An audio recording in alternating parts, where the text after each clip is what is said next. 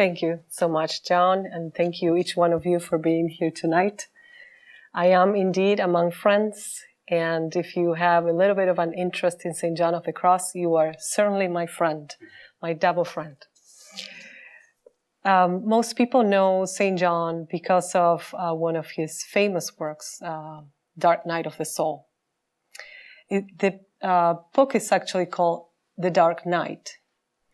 And it's a bit unfortunate that that's the only, or pretty much the only way in which he is well known, because as you know, embarking in the exploration of his life and teachings, one realizes how deep his journey was, how deep his experience and his teaching was. And I feel that I'm honestly scratching the surface of his process. And so I'm going to hope that he approves of my limited interpretation and understanding of his journey.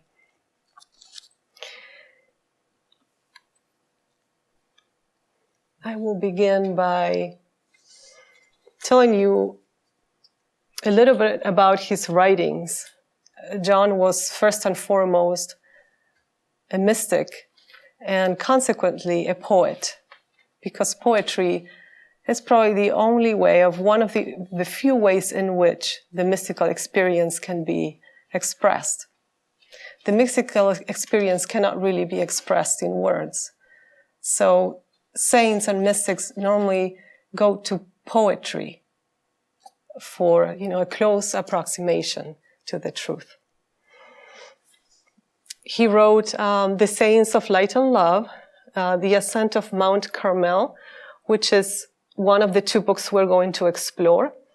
Both The Ascent of Mount Carmel and The Dark Night are prose that he wrote specifically to give advice and to explain one of his poems that is called The Dark Night. So people normally start reading The Dark Night when in fact it's like volume 2. Volume 1 is The Ascent of Mount Carmel in a way. And those two books that probably in a contemporary book is like 300 pages is the commentary on just 3 stanzas of a poem that he wrote. And then the Spiritual Canticle, the Living Flame of Love, and some special counsels. So he wrote poetry, and then he wrote the commentaries for his nuns and monks.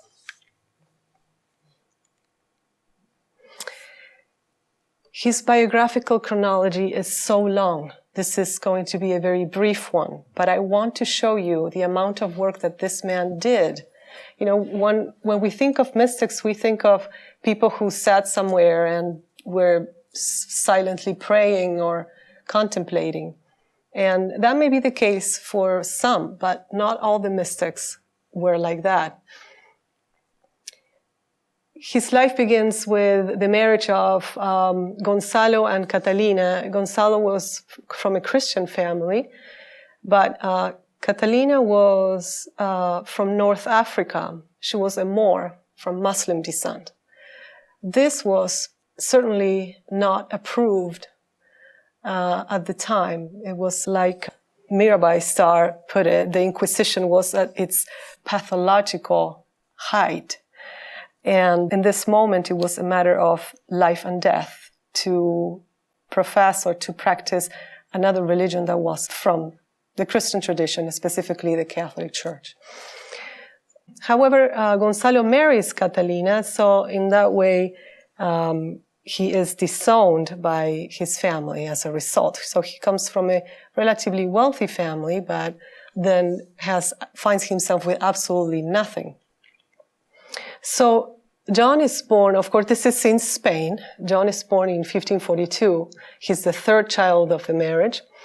But they were living in extreme poor conditions. And for that reason, his father dies, and then his brother dies. John survives, and his first brother as well.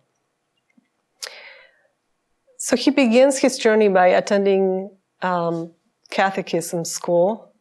He studies humanities and perhaps philosophy with the Jesuits, and works at the hospital in Medina. He was only 17 years old, and he was doing hospital work, really caring for the sick in a very compassionate way.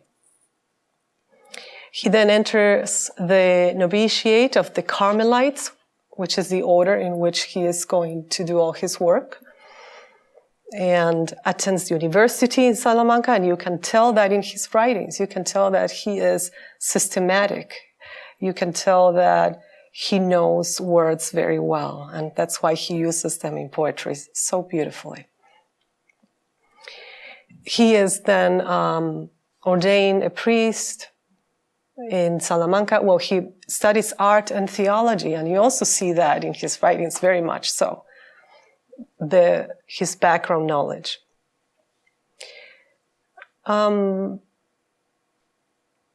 He meets, in one of the remarkable parts of his journey is in 1567, when he meets Saint Teresa of Avila, at that time Teresa of Jesus.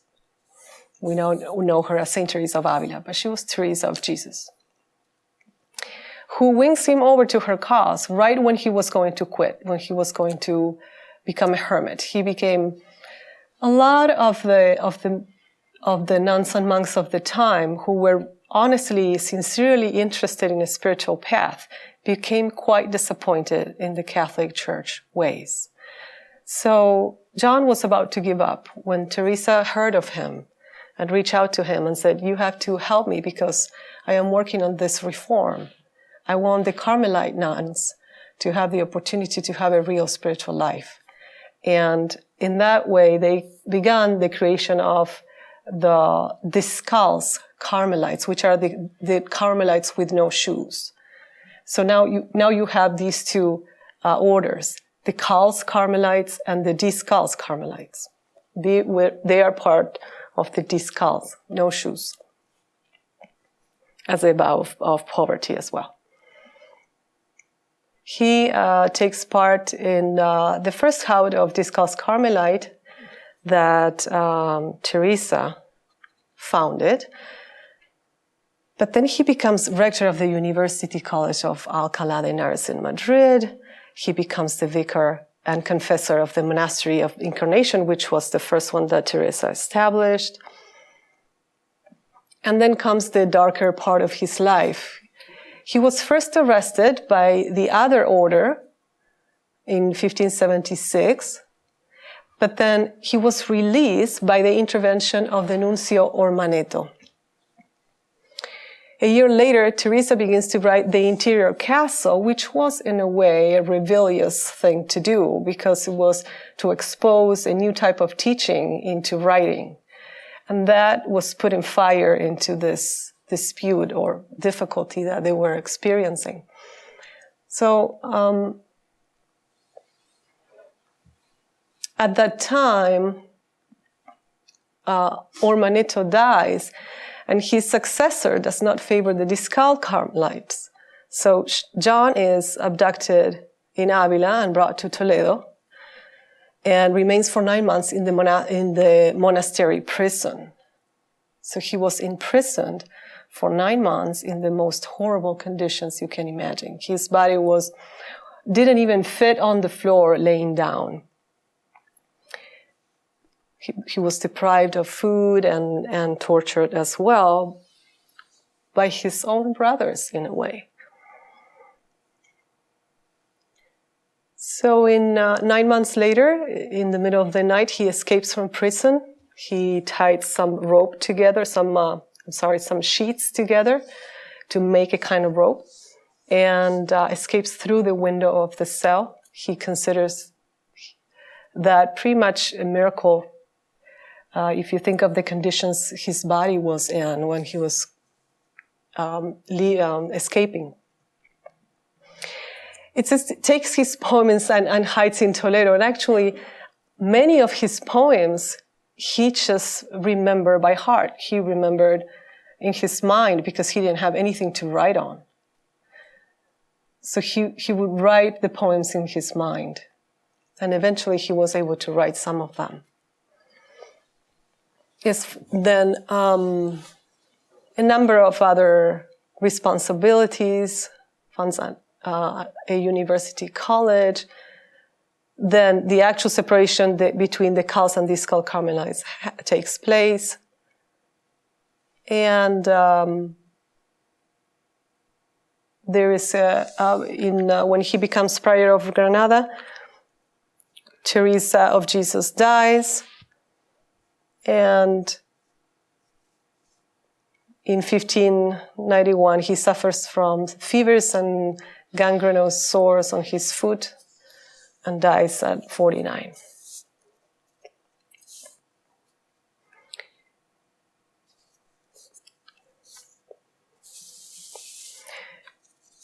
And this is the dark night. This is what he wrote, on which these two treatises are based. We're going to start with only the 3 first stanzas. And then at the end, we will read the entire poem, and it will make a lot more sense to us. One dark night, fired with love's urgent longings. Ah, the sheer grace.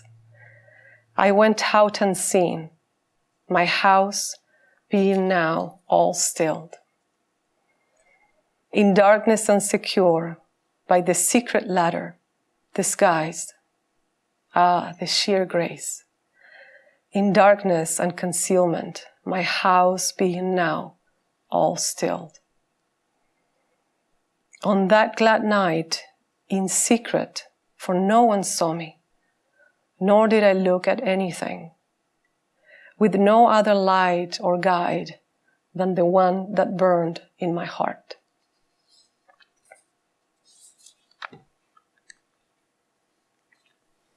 So the ascent of Mount Carmel begins. 3 of the aspects that not only depict this work, but John of the Cross's work, I believe. He says, this treatise explains how to reach divine union quickly. And that's something that we should forget till the end, not only of this talk, but of connecting with his teachings. To reach divine union quickly. It presents instruction and doctrine valuable for beginners and proficients alike, that they may learn how to unburden themselves of all earthly things, avoid spiritual obstacles, and live in that complete nakedness and freedom of spirit necessary for divine union. So he will speak of a fast road, both for those who are beginning as well as for those who have already started the path and are acquainted with it. I am confident that the Lord will help me explain this matter because it is extremely necessary to so many souls. It is sad to see them continue in their lowly method of communion with God because they do not want or know how to advance, or because they receive no direction on breaking away from the methods of beginners. Although God does lead them, since he can do so without their cooperation, they do not accept his guidance. He was a spiritual advisor for many nuns and monks, so he could see that if the wrong spiritual advisor was guiding them, or if someone who was not really acquainted with the details of this path, they were not truly helped to advance. So sometimes they would stay too long in practices that were for beginners. They wouldn't recognize the signs to change into the next step. And it afflicted him to see that, and he was really trying to help them in this journey. And finally, he says, I am inclined to believe that even if it were presented with greater accuracy and polish, only a few would find profit in it. Because we are not writing on moral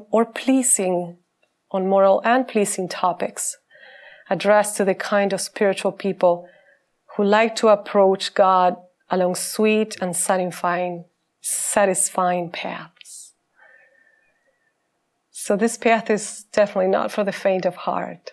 And you can see it in the Saints of Light and Love. He's very strict. He points out the way very clearly and simply. And it's not the easy way. It's the narrow way, as we are going to see later on in a drawing that he did for his nuns and monks. So this is for the few who want to commit, and for those who understand that the spiritual journey is never the satisfaction of our desires or needs.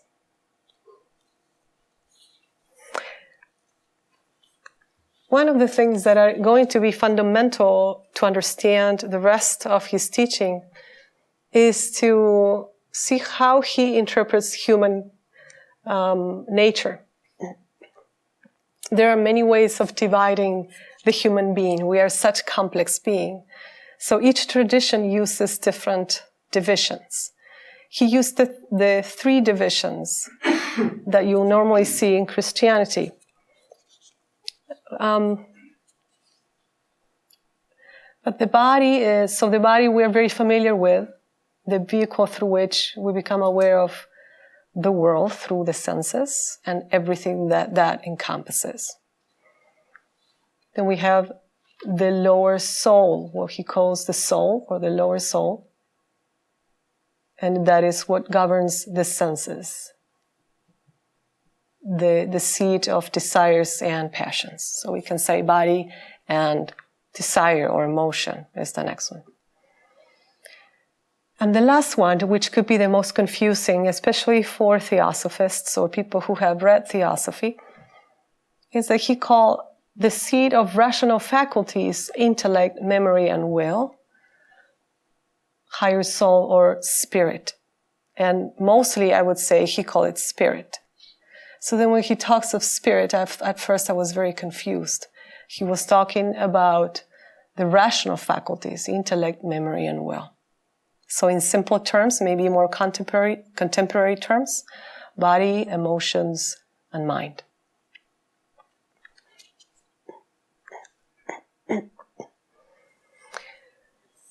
This is my own graphic on his whole teaching. So it's going to take a while to go through each one of these steps, but in that way we will understand later on the Dark Night and what he was writing in that poem.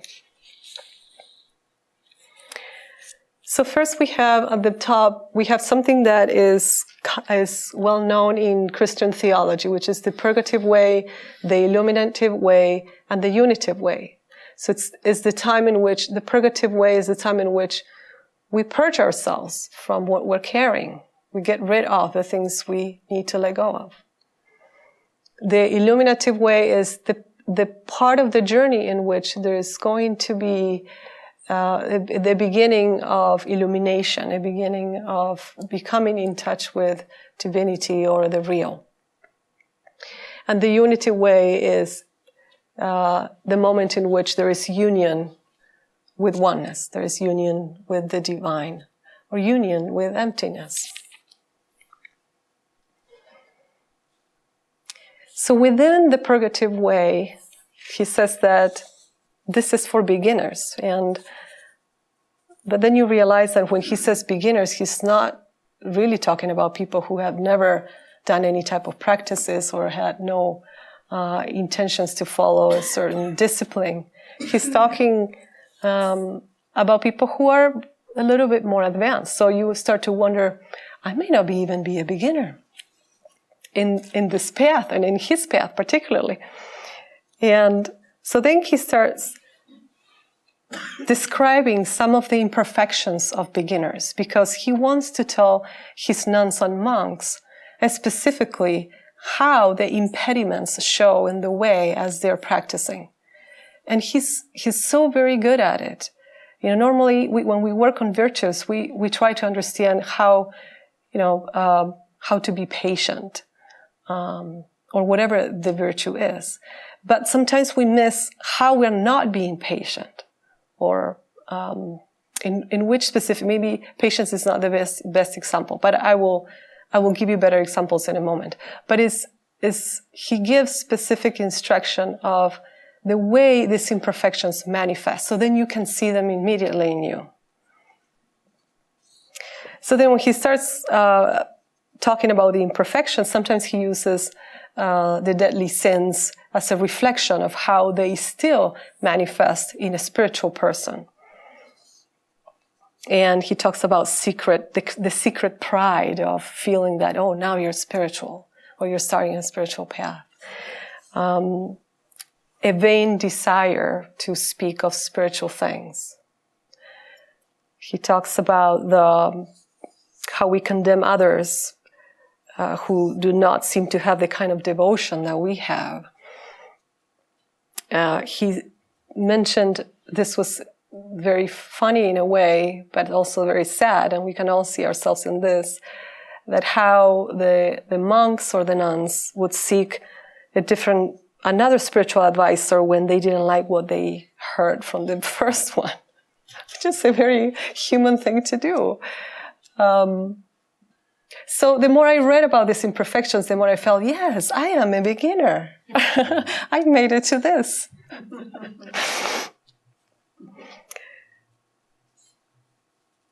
He also says something.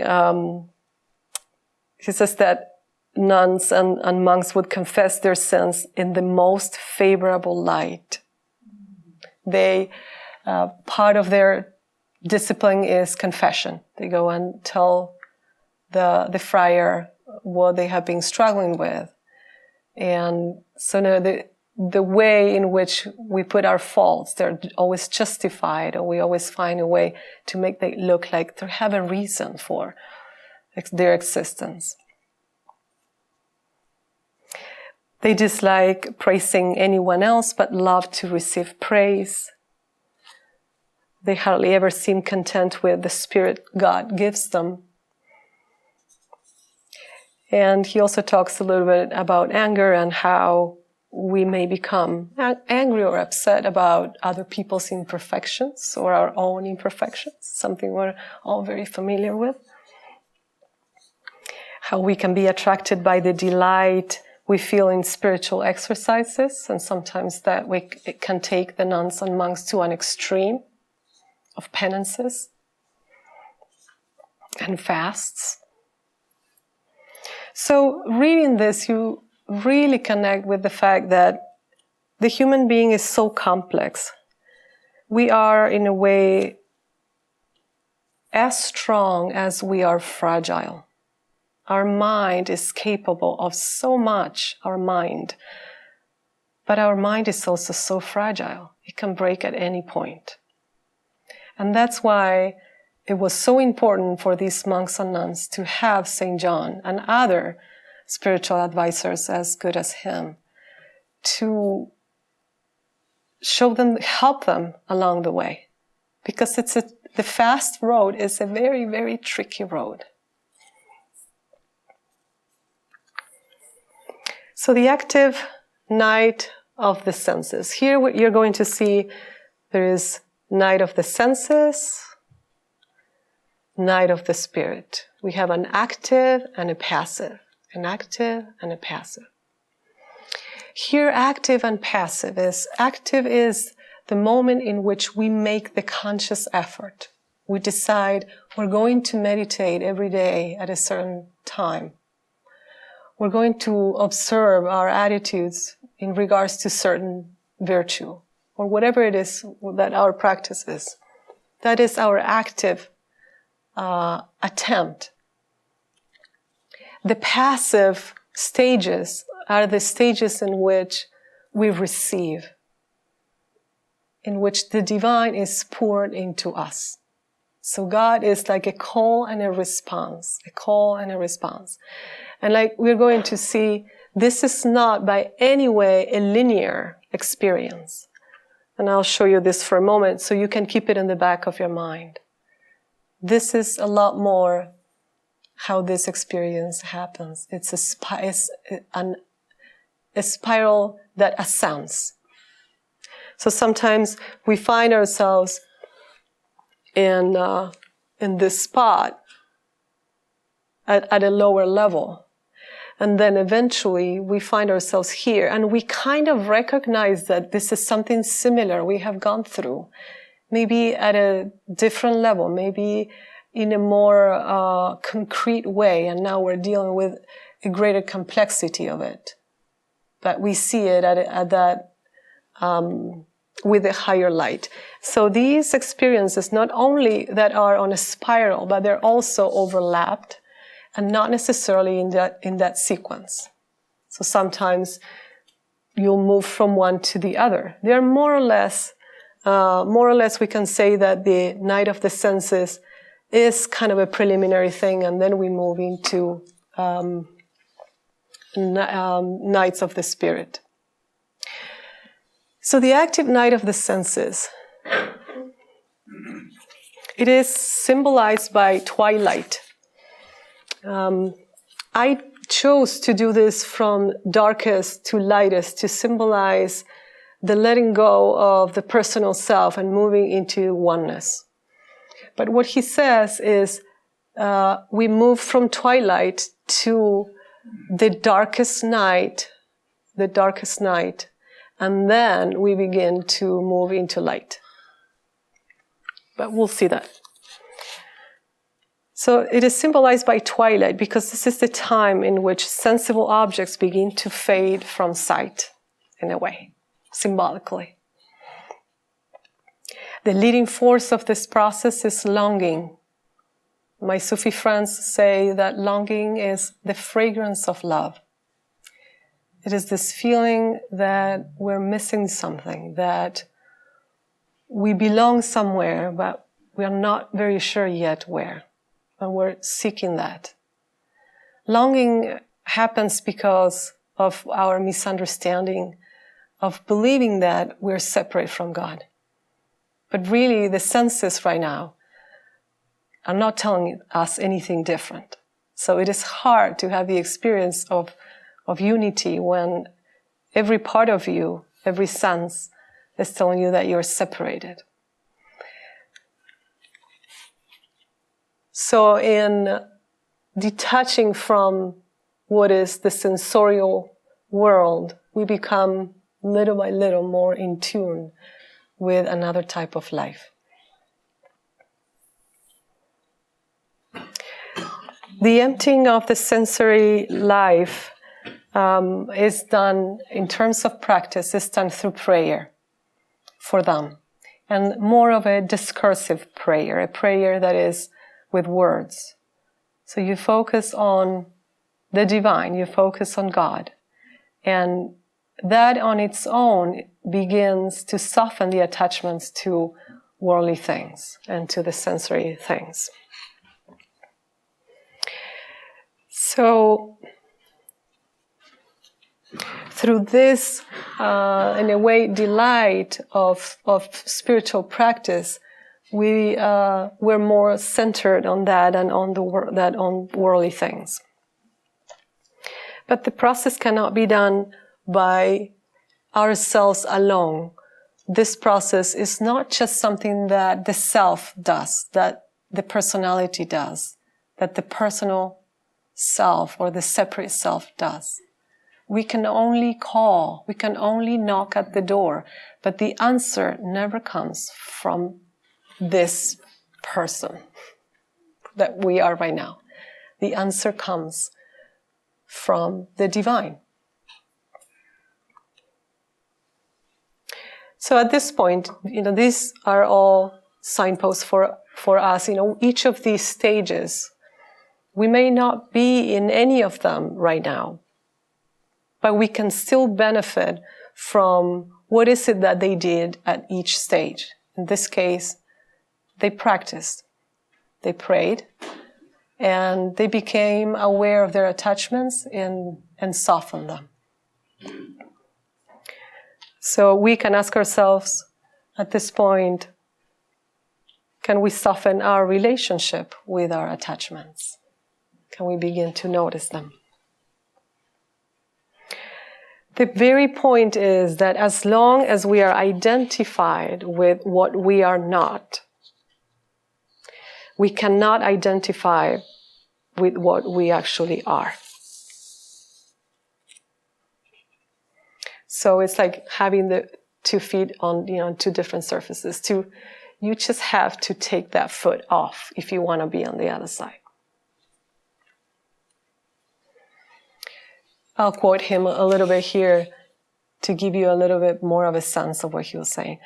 The light of divine union cannot be established in the soul until these affections are eradicated. Freedom cannot abide in a heart dominated by desires, in a slave's heart. It abides in a liberated heart. The appetites are like a cataract on the eye or specks of dust in it. Until removed, they obstruct vision. If they would attempt to devote only half of that energy to the renunciation of their desires, they would profit more in a month than in years with all these other exercises. I think that's very valuable advice. So then comes the passive night of the senses. So in this moment, it's like the soul acts as a recipient. The person loses their interest to pray discursively with words. So the person loses the interest to engage intellectually. And they become very contemplative, very quiet. And as some of the monks expressed it, God imparts in the mode of the receiver. So there is an influx of God into the soul. And that depends exactly on the way the person is, their temperament, their needs, the current state. So for each person, the passive night of the senses can be completely different. There are no experience that can be alike. If you compare, for example, John of the Cross and Teresa of Jesus, they were working for the same cause. They understood the same dogma. They had the same discipline. They went through all these stages. And they were so completely different from one another. Teresa was passionate, full, with so many visions and psychic experiences. John went through the path of emptiness. And yes, he did have visions as well. But he talks about how important it is to continue the journey and not get stopped by the visions. Because they're just another distraction. They are a new obstacle that the devotee has to surpass. So it can be a little disorienting, this passive night of the senses. There's some confusion because the person doesn't feel like practicing as they used to, or doing the chants or sort of things. So it was good for them to have a spiritual advisor that could say, this is what is happening and this is how you're moving from this stage.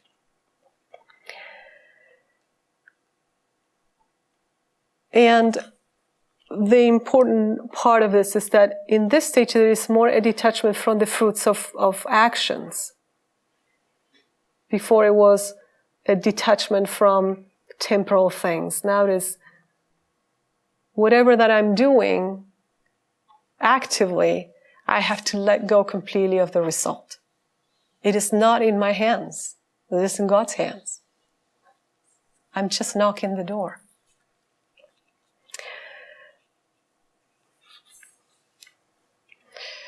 As something that can inspire us to practice, we can think of cultivating the habitual inclination to imitate Christ in our actions. Let love be our guide. And Saint Teresa wrote at some point, she said, it's not important to think much, but to love much. So my question for all of us is, what awakens us to love? Love is the fundamental force in all this process. So then comes the illuminative way, and this is more for proficients, more advanced people. And there is a certain radiance in the personality of the mystic at this stage. Daily life and work become more efficient. Meditation becomes contemplation, or the prayer of quiet, as they call it. And the imagination and the faculties of the mind are no longer bound to discursive thought, and sometimes they're occasionally interrupted by great bliss, a great sense of bliss, or even sometimes pain. Pain is going to come up in many stages, and the thing is that when this light is shining through us, when we still have impediments or impurities, that causes pain. So it's a constant feeling of bliss, but also pain. And you see that in the life of all mystics. In this new state, he says, as one is liberated from a cramped prison cell, one goes about the things of God with much more freedom and satisfaction of spirit, and with more abundant interior delight. At this point of growth, a new form of knowledge is being introduced. It does not come through the normal avenues of cognition. It is not the common intellectual knowledge. It is non-conceptual. It is infused or mystical knowledge. Through this dark night of unknowing, there is a denuding of the mind in order for the person to be filled with divine light. And in that way, we move into the active night of the spirit, where there is a purification of, as you see, spiritual faculties, when it's actually, I would say, mental faculties. Intellect, memory, and will. The active night of the spirit. We involve ourselves again in discipline. He says that this point is marked by midnight as a symbol in terms of light. And in this part, faith is the guiding force. Of course, not faith as belief, but faith as the deepest sacred trust in God or in the universe, or however you want to put it.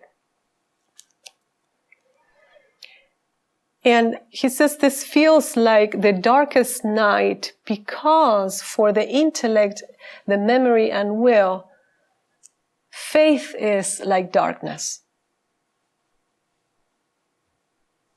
You have to continue without the help of what you know and think you know, with the memories of the things you have experienced before. So for the intellect, faith is like this darkness. And that's why in the cloud of unknowing, we are spoken of this darkness as well. The teacher says, get used to this darkness because it will be your home for a while.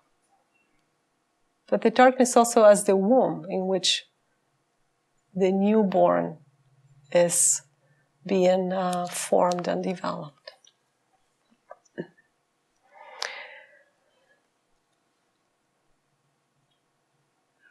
So here the aspirant's efforts consist of purifying the spiritual faculties. And something that may clarify a little bit more that he says, the real purgation of the senses begins with the spirit. So the real purgation of the senses begins with this active night of the spirit, which is actually the active night of the mind, right? Hence, the night of the senses, we explained, should be called a certain reformation and bridling of the appetite rather than purgation. The reason is that all the imperfections and disorders of the sensory part are rooted in the spirit, and from it receive their strength. And in contemporary teachings, you see that the root, that we cannot really make a big separation between desire and thoughts. They feed one another, they are attached to one another, they call for each other, and we can certainly say that some of that desire is rooted, or I would say that desire and emotion is rooted in the mind. Some traditions only talk about this as mind, not even emotions and mind, but just the mind stuff.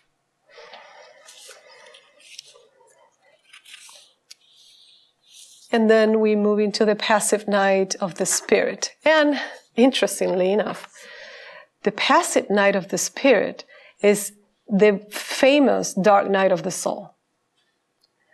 So look at all the previous process necessary for this to happen.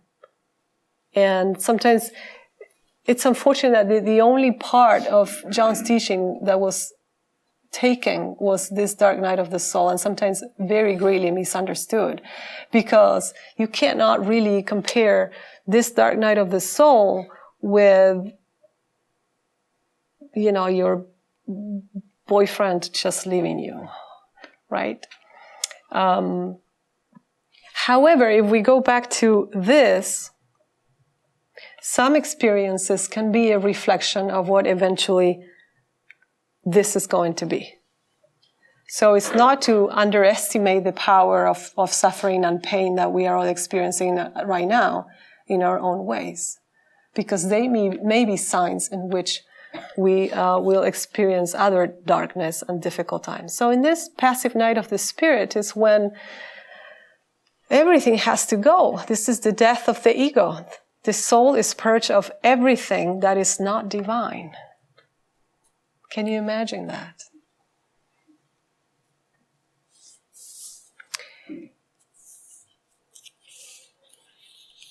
It symbolizes early dawn, because we're almost there. So John's advice for the soul is to abandon itself in faith, hope, and love, and sustain itself through devotion and prayer. The apparent divine absence is the final purification before the soul is fully merged in God. In alchemical terms, this is the transmutation of the base metal into pure gold. This is an inner death, the death of the ego, the separate self, and a birth into oneness. While I was looking at this, I was realizing that this is as much of a death as it is a birth.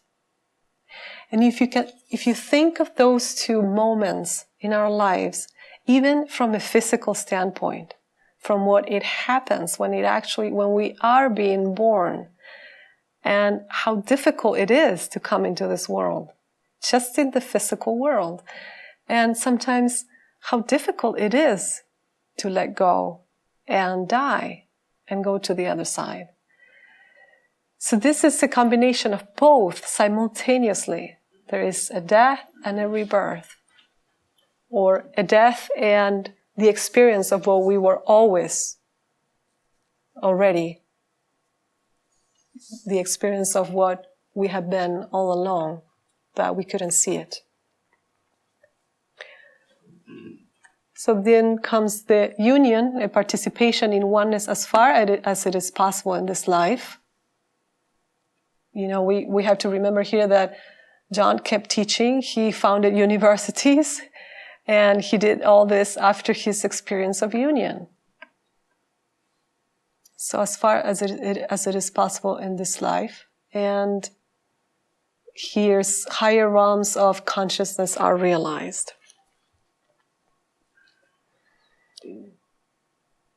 This is sometimes described as the beloved lives in the lover and the lover in the beloved. This is the meaning of St. Paul's affirmation. I live now not I, but Christ lives in me. The individual becomes an expression of divinity. But mystical union usually is followed by a return to the world and an increase of activity, sometimes. I would like to quote Willigis Jagger, a German Benedictine monk who wrote The Way to Contemplation. He says, the person who has passed through all the stages of mystical development no longer distinguishes between sacred and secular, church and stable, cloister and world, prayer and work, action and passivity, suffering and joy. To such a person, everything is holy.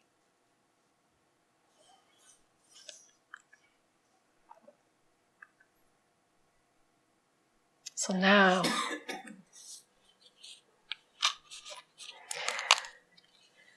why he called it the dark night? Why he called it night? He says for 3 reasons. The point of departure is a night. Detachment from worldly possessions is like a night for the senses. The means along which a person travels is faith, and faith for the intellect and the memory and the will is also a dark night. And the point of arrival, God, is also a dark night to the soul in this life, because it is beyond understanding.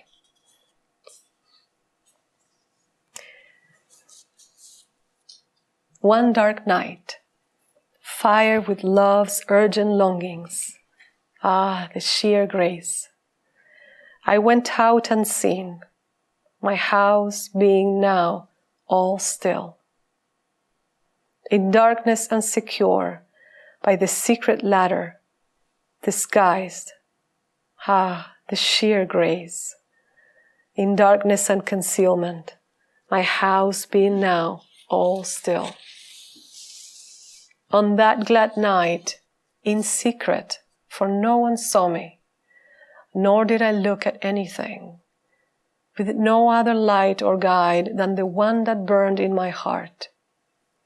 This guided me more surely than the light of noon to where he was awaiting me. Him I knew so well. There in a place where no one appeared. O guiding night, O night more lovely than the dawn, O night that has united the lover with his beloved, transforming the beloved in her lover.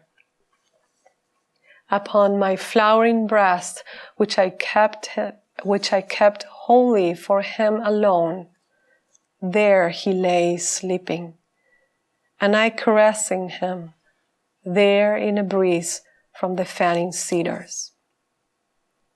When the breeze blew from the turret, as I parted his hair, it wounded my neck with its gentle hand, suspending all my senses. I abandoned and forgot myself, laying my face on my beloved. All things ceased.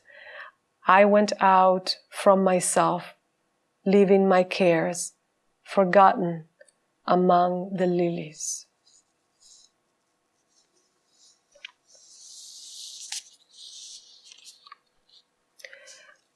As you can see, it resembles very much his escape from prison. It is both a description of how he escaped, because he used it as a metaphor from how we escape from our own prison. And in these first 3 stanzas, he explains that, as we saw, the soul departs on a dark night, depriving itself from sensorial things. It was a sheer grace to be placed by God in this night, because God had a response to that. The soul would have not succeeded by itself. The appetites of the sensory part were still, my house being all still. And the second one, the soul went out in darkness, the negation of all spiritual faculties. The second one is the night of the spirit.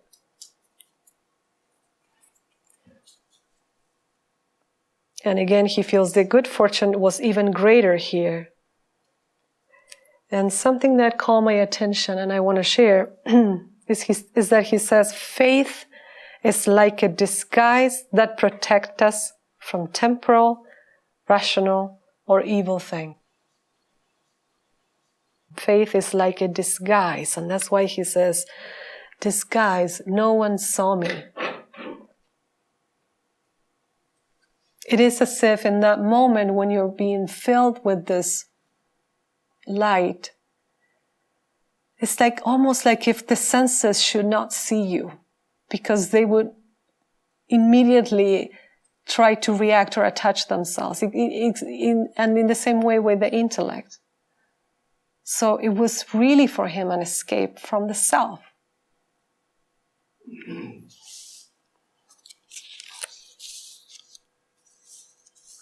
If we want to simplify his teachings, forgetfulness of created things, remembrance of the Creator, attention turned toward inward things, and loving the beloved.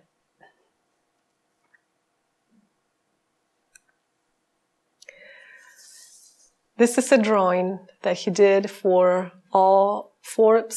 some at least, of his nuns and monks. This is the original one in Spanish. This is a version that was done later on to kind of depict a little more Mount Carmel and the ascension to it. So again, remember that he studied art, so he had a visual mind. And so he gave this drawing to them and pointed out the way. And to tell you more or less what it says, we'll go through all this writing in a moment. But here's the way of the imperfect spirit, and it goes through this path, as you see. And here it says, goods of heaven, glory, joy, knowledge, consolations. And here it says, not this, not this, not this, not this, not this, not this. On the other side, it says the way of the imperfect spirit, again on this side. And we have goods of earth, possessions, joy, knowledge, consolation, rest. And again, he says, not this, not this, not this, not this, not this, not this. So here in the middle is the narrow path, the path of Mount Carmel, for the perfect spirit. And the path is basically this. It says nothing, nothing, nothing, nothing, nothing. And it reaches, and it says, and even on the mount, nothing. Suffering matters nothing to me, glory matters nothing to me. The more, at the end of each 2 paths, it's like you go this path and you realize, no, I went the wrong way, I gotta go back. Because at the top of here in both ends, it says, the more I desired to possess them, the less I had.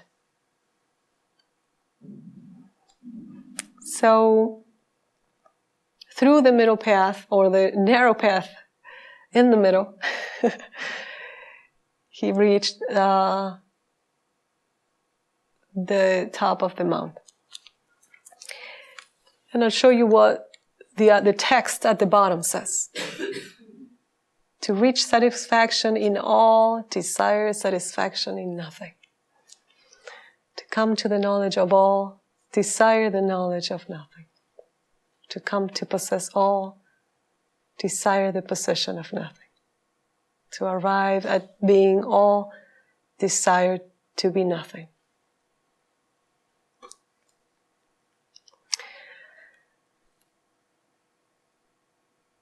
I want to focus particularly on this one. You more or less have an idea of what the path is. When you delay in something, you cease to rush toward the all. So when we get lazy or trapped by distractions at whatever level they are, it could be at the level of emotion, at the level of the intellect, at the spiritual level. You know, all those visions and psychic experiences. When you delay in something, you cease to rush toward the all. And now that I say in psychic experiences and visions, I do want to clarify even more how much, I would say almost against them he was, in the sense that he truly realized that they were a distraction. And he actively tried to help Teresa, for example, lead with some of her passionate ecstasies and raptures and consequences of her union. He felt that was almost a danger. To go from the all to the all, you must deny yourself of all in all. And when you come to the possession of the all, you must possess it without wanting anything. It's very simple, very difficult, but very simple.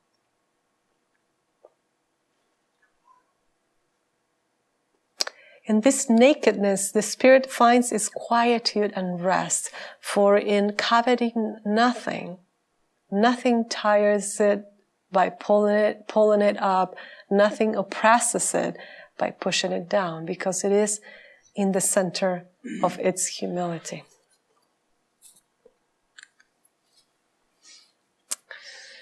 In case you're interested, I just want to point out that the teachings of St. John of the Cross resonate in so many other traditions. The reason why I call this talk the Yoga of St. John of the Cross is because his description of the path is pretty much what you find in the yoga tradition of ancient India, especially in the Raja Yoga tradition in the Yoga Sutras of Patanjali. So there is this one book that is called the Raja Yoga of John of the Cross. It's a comparative study of the Dark Night and the Yoga of Patanjali. In the Yoga Sutras of Patanjali, this ancient text from the Hindu tradition, we find that the first stanza says, Yoga Chitta Vritti Nirodha. Yoga is the cessation of the fluctuations of the mind. Then the seer is established in his own essential and fundamental nature. So this is just the very first step. Is exactly the same as John's first step. And so on and so forth in the rest of the journey. And you'll see the same thing. And it is not that we can say they are the same and they're equal. They're of course different. But their similarities are to the point that you feel they're pretty much talking about the same thing. The Cloud of Nothingness is another book that is about the negative way in Nagarjuna and John of the Cross. So it's a comparative study between Nagarjuna and St. John. So the book explores nothingness, the negative way, found in Buddhist and Christian traditions, and also in Advaita Vedanta as also the negative way, sometimes called neti. So it's like John was saying in the drawing that I showed, not this, not this, not this. That's exactly what neti is. It's saying, I am not this, I am not this, I am not these emotions, I am not these thoughts, I am not this attachment, I am not this body. I am the one being. I am spirit. I am God. I am enlightened. And there is another book that's called St. John of the Cross and Islam by Luce Lopez Baralt. It's a book that was given to me by a friend in Puerto Rico. And it's the result of a research on the influence of Islam in St. John of the Cross. My Sufi friends say that John of the Cross was a Sufi. And his mother was from Islamic descent. And Spain was nurtured by Islam and Sufism at the time. And finally, there is another book that is called The Bhagavad Gita and John of the Cross, a comparative study of the dynamism of spiritual growth in the process of God realization. And I just wanted to share those with you in case you are interested in the comparative study of these teachings.